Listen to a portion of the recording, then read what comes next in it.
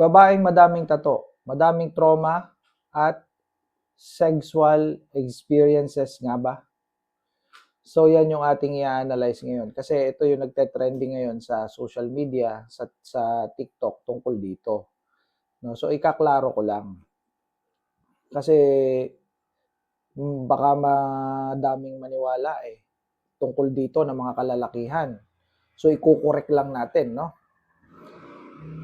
Ang sagot diyan kung totoo nga ba yan o predictor nga ba yan na madumi ang isang babae o madaming trauma, madami nang nakagalaw, kung yan ay basihan, hindi.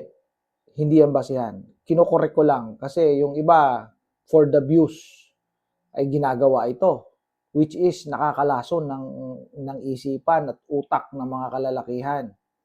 Kawawa ang mga babaeng may tattoo dito. So ito, no, klaro natin, dapat scientific ang approach natin, evidence-based.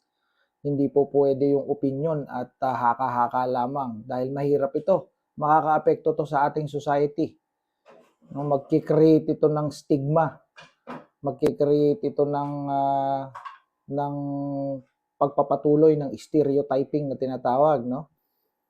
So alam niyo basically ang tattoo ay isang personal na sining, no? Hindi ito sukatan ng kalinisan o moralidad ng isang tao. 'Yun ang ating tatandaan.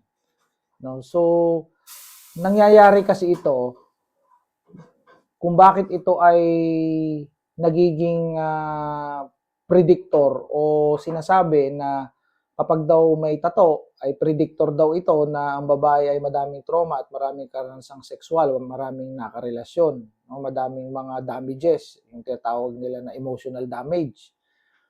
Kapag daw may tattoo sa katawan, kagaya ng may bulaklak, no, may rosas, at saka may paru-paro. Ayan, yun yung sinasabi.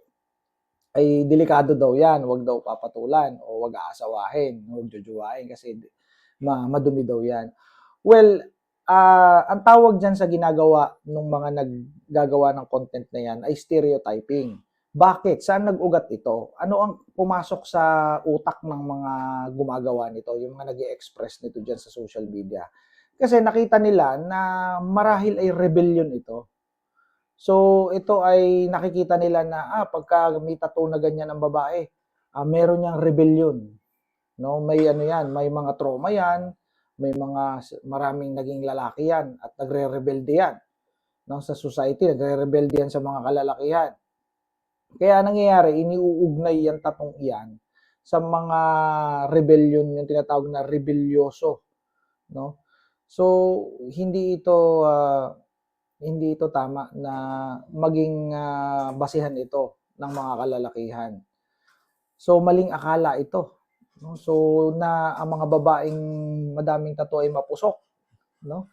Sa modernong panahon sa modernong panahon, ang mga tattoo ay tinatanggap na sa lahat ng antas ng lipunan. No? Mula sa doktor, maraming ang doktor ang may tattoo. Ako sa emergency room, marami akong mga doktor na nakatrabaho diyan, mga nurses na maraming tattoo.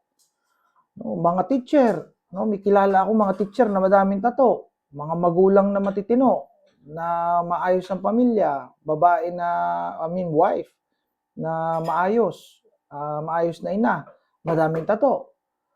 So, hindi ito basihan, no? Klaruhin lang natin kasi nalalason ng isipan ng mga kalalakihan dito Maaaring yung mga nag-agree dito ay yung manaka-naka, no, mga isolated cases, mga manaka-naka na nagkameron ng relasyon sa babaeng may tato, mayroong paru-paro at mayroong rosas at sila'y niloko.